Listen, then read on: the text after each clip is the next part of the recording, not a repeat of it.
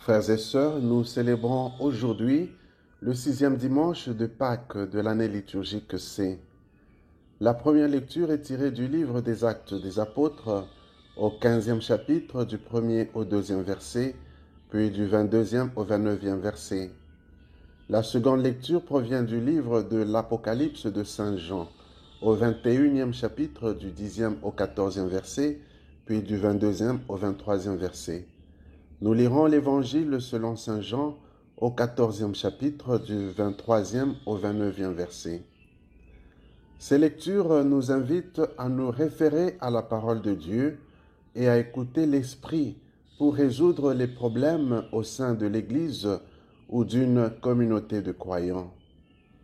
Dans la première lecture, Saint Luc nous rapporte la situation de crise qui affecte la communauté d'Antioche, parce que certains frères venus de la Judée affirment que la circoncision est une condition nécessaire pour obtenir le salut.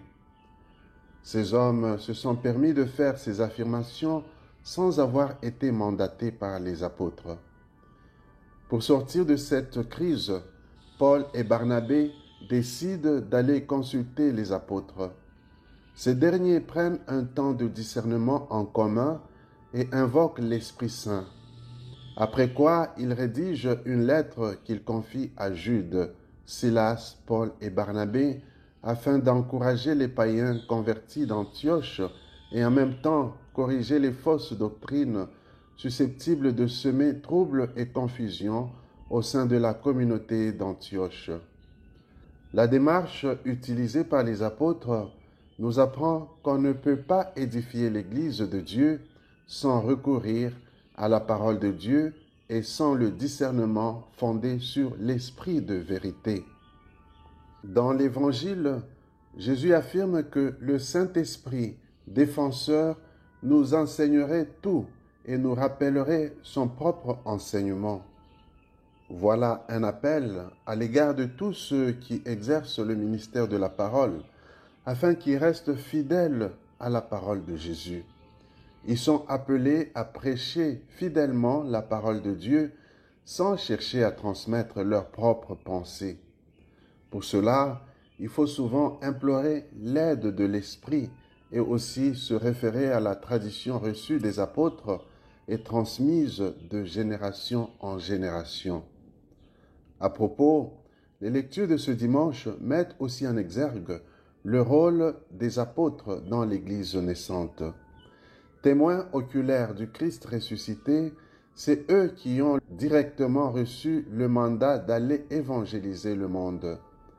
Saint Jean, dans la deuxième lecture, dit avoir vu la muraille de la Nouvelle Jérusalem reposer sur 12 fondations portant les noms des 12 apôtres de l'agneau. Cela nous aide à comprendre ce qu'est l'apostolicité de l'Église aujourd'hui. En effet, l'Église est apostolique parce qu'elle s'appuie toujours sur le témoignage et la tradition reçue des apôtres.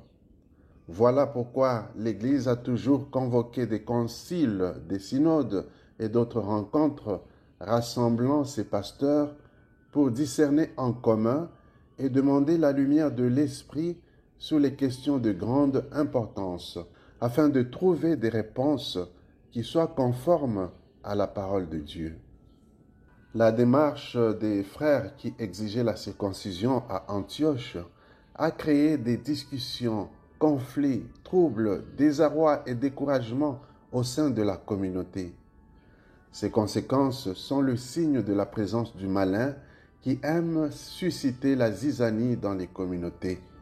L'Esprit de Dieu, en revanche, produit la joie, la paix, la concorde et encourage toujours. D'ailleurs, c'est par le mot courage que les apôtres ont terminé leurs lettres. Et dans l'Évangile, Jésus dit à ses apôtres qu'il leur donne la paix et souhaite qu'ils soient dans la joie.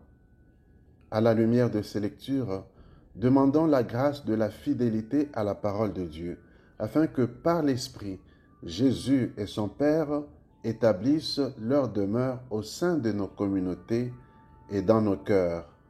Amen.